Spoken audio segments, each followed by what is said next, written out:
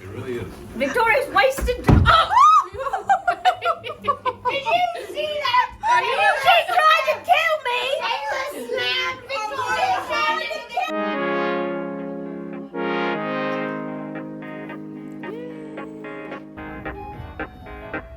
These are just words she cannot trouble. Animal Crossing is like the best thing that's ever happened to me. What? Oh, is this they're doing a birthday song for me? Yeah. She cannot trouble me. She likes the fashion that she don't. We just had lunch with Mark.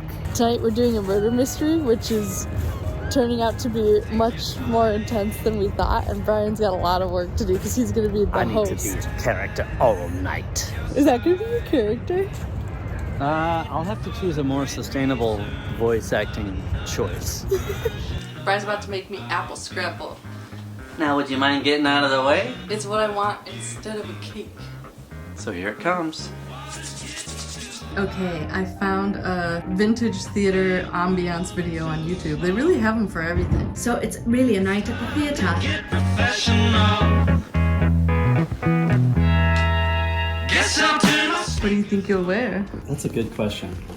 I could wear this jacket. It's a good jacket for me to wear. Okay, I'm definitely dressed 70s and not 20s, but I wanted to look theatrical and fun. Also, I did just get this crochet thing off of Etsy and I wanted to wear it. And it's my birthday. Okay, I secretly saw one clue. It's this hammer. But I was honest with Brian that I saw where he hid it, and he said I'm just not allowed to look for the hammer. So I won't. Okay, y'all, so I'm Penny Pincher. Apparently I grew up in a little tiny cottage, and I'm shy, but I love to be on the stage. Everybody's also gonna be getting a secret trait, and they have to pick at random, so I picked mine at random. And my trait is that I steal other people's drinks and hide them. I'm gonna be like, oh, how did that get there? That's what I'm supposed to do all night, so that's what I'm gonna be doing. But no one else is supposed to know my secret trait, but you know. Oh my god, beautiful. It's just like every strip mall has one. Mine is Wan Iron. I don't understand what my name is. What's your Are you a Oh, golfer? a Wan Iron. Like golf. My name's Alex Sighton, and I'm the front of house manager here. Now, I know you're all here for the auditions for the upcoming production, Tickle Me Fancy. Go on, introduce yourselves to each other as your characters. My name is Phil Lee. I'm obsessed with horses. I love equestrian this and equestrian that. And I'm just mad about them. I'm also obsessed, so obsessed that sometimes I nail like one. I love cats. Sues anyone? I'm a lawyer. Oh, okay. That makes more sense. My name. One of the best female doctor. I look at your junk, I diagnose you with junk. I'll tell you what kind of junk you got. Female doctor. Don't believe the government. It's all crazy conspiracy. Don't believe the government. Believe a doctor just like me who's very brand new and doesn't really know. I found theatre way later in my life. As a child, I used to play pretend a lot, so I tend to be very dramatic. I'm very excited to try out for this part, yes. I'm a golfer. I'm an outgoing, happy person who loves chocolate and anything alcoholic. I can often be found trying new beers around bars. I love a good time and can be found at all the best parties around town. I just heard somebody yell about murder. Wait, what's Charles? Charles! My name's Alex. There's been a murder. Now, I have to warn anyone who's faint of heart, don't come in here. I'm a doctor. I'm your doctor over here, quick. Hold on, let's see if there's anything that I really need to say. Probably got like that. I can't stand the sight of blood. That's true. You're not going to want to come in here. I'm going to show y'alls because the police, we ended up defunding them and they need help solving all these murders. They've asked all of you actors to come in and take a look. Don't you worry, I'm a fucking doctor.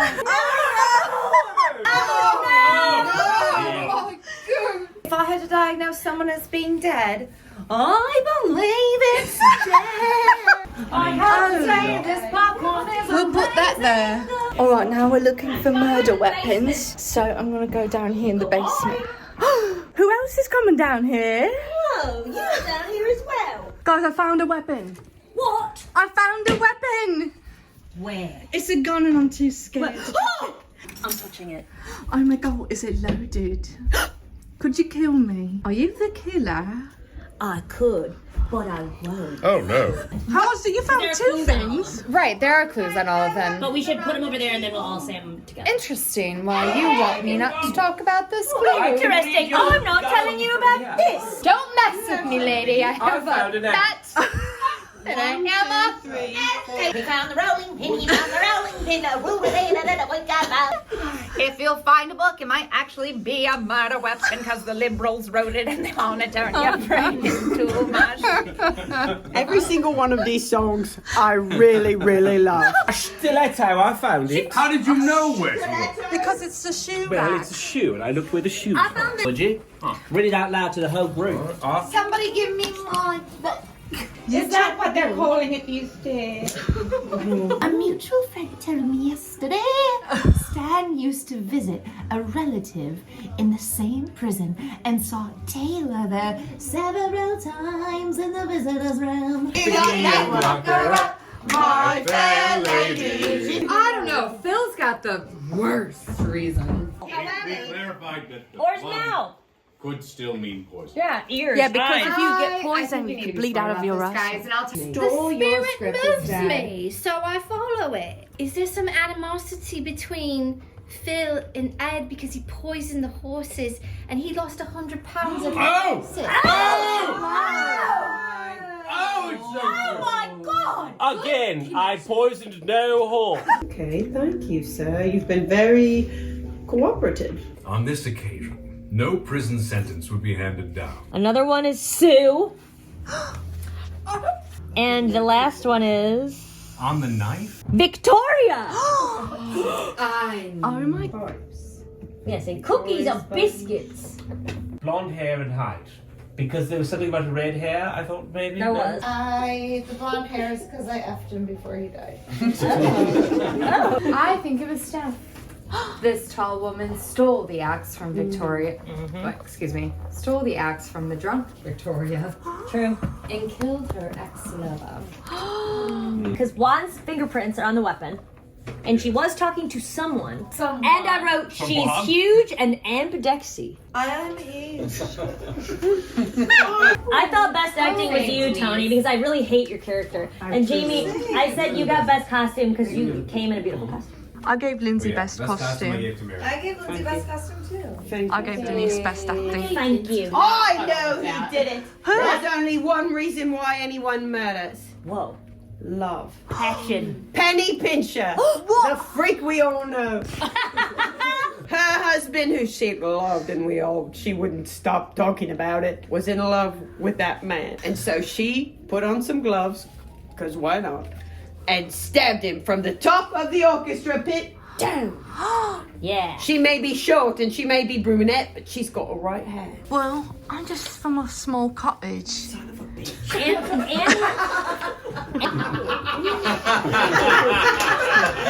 All right. It was me. Now, let me explain. In this envelope here, it supposedly says who the murderer is. Now, It was Juan and Victoria. No, it's Sue. I just want Sue's anyone is just the right height to be the guilty party. And her prints were found on the murder weapon. That's true. But she is left-handed. Oh. Sue I didn't hear that. didn't murder Stan Deer. Victoria spun. No, it's Victoria. Victoria has a good motive for wanting Stan out of the way. After all, he stole her entire play and made a fortune from it. And while Victoria is not the only one to have a motive to murder Stan Deer, she's the only one whose physical characteristics all fit. Victoria is right-handed, 5 feet, 10 inches tall, and her prints were found on the knife. Where? Victoria Sponge is the murderer! Are you the only one who got it right? Wow. you win the award for best detective. I still can't hear very well. Absolutely fucking no, I was. Happy birthday, dear Meredith. Happy birthday to you. We love you so.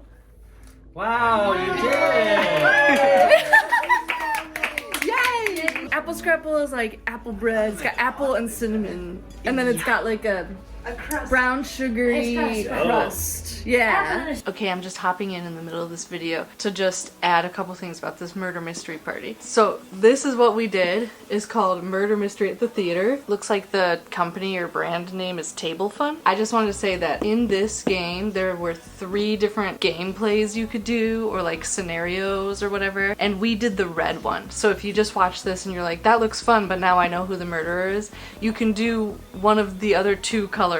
I can't remember what they are, like green and blue or something, but we did the red storyline. And then I also just wanted to add, the first half of this game was so fun because that's when it was like we introduced ourselves, we got into our characters or whatever, and then Brian announced that there was a murder, and then we had to like go look for weapons and stuff. The second half wasn't as fun because it's just like you're passing around clues and reading them out loud over and over again. So I would say if you're gonna do this game and you're the host, try to find fun ways to like maybe gamify the second half of the game, whether it's hiding clues or maybe making like, because sometimes some of them were like little scenes that you would act out with the person next to you. Maybe you could make some video versions of that or something to play, or I don't know, someone gets a phone call on their phone and then play it on speaker and it's one of the clues or something. I don't know, it's like you'd have to be creative, but I do think that the second half could be gamified.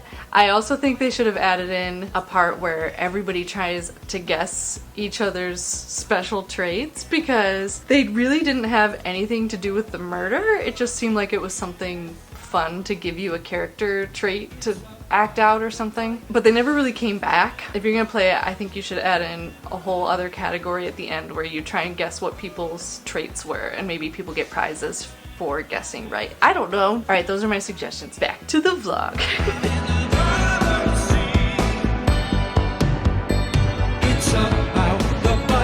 Hey everyone, I'm almost to work.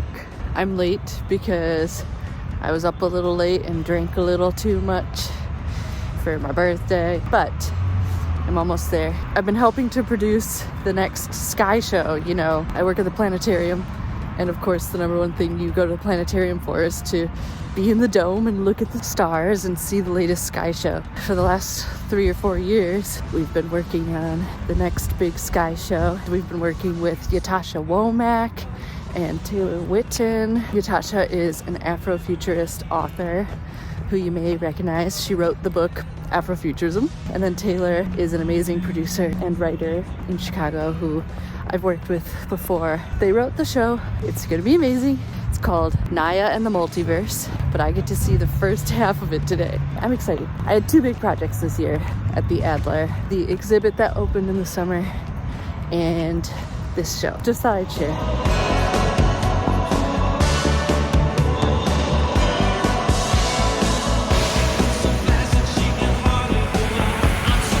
I'm super early to work today, so I'm gonna go for a walk because it is so pretty.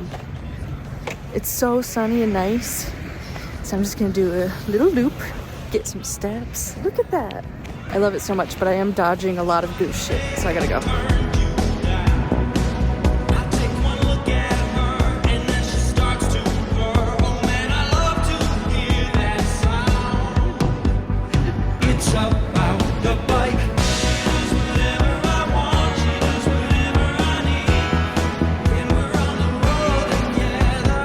I just finished my work day.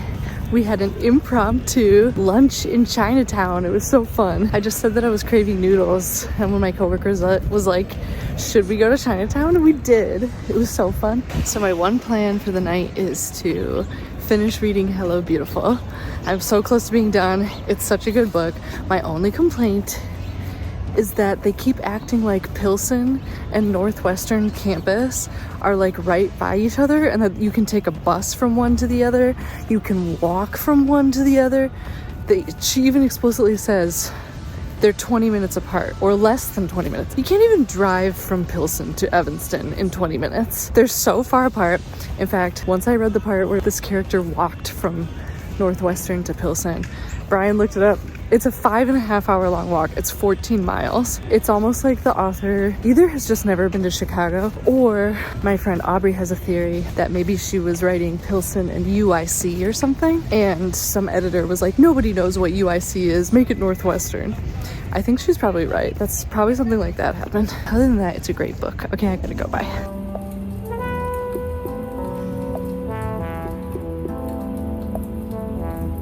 Y'all, I won't go into details because I don't want to spoil anything, but there is an implication here that one of the characters walked along the lake and also passed through North Lawndale while walking along the lake from Northwestern. I'm just gonna show you a map of what that looks like. I am starting to wonder if maybe this author has just never been to Chicago or what, or just like made some choices to include some neighborhoods without really looking into where they are. I don't know. It's a really bizarre choice, but I do love this book.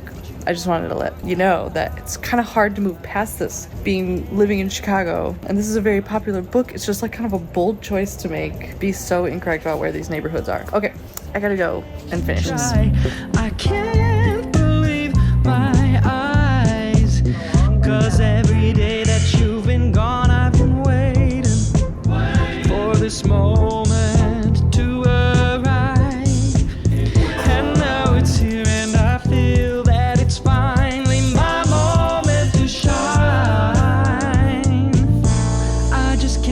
to say no to you. There's snow out there. There's finally snow. Wow, it's so pretty. It's so pretty. When you told me no, I thought it was the end, but now you're giving me a second chance to remove. What's that snow? You mean that snow? Wow! What's that snow? This time I can choose what I do, and I don't choose you. It's not you, it's me. We're through. I know it's hard to believe, but baby, you got to. 'Cause every day that you've been gone, I've been waiting for this moment to arrive.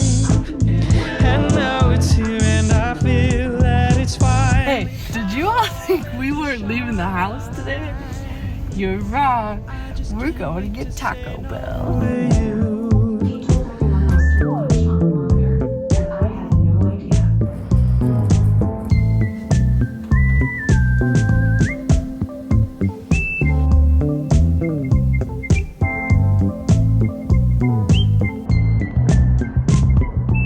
Hey everybody, this turned into another sleepy vlog because I had a really busy few days at work, and then we were supposed to go to Eric's for a birthday party yesterday, but he ended up not feeling well, so we're postponing that till later this week. I figured I'd do just the tiniest bit of book talk purely because so many of you said you wanted more of that, and also because we spent literally all day yesterday reading. So, okay, I'm reading Interesting Facts About Space. This is my book of the month book. I'm about halfway done. It's kind of wacky, but it's got me. I'm enjoying it, and I will probably finish it quick because it's pretty small. Yesterday I finished this audiobook that is another free offering on Audible if you have Audible already, called The Takedown.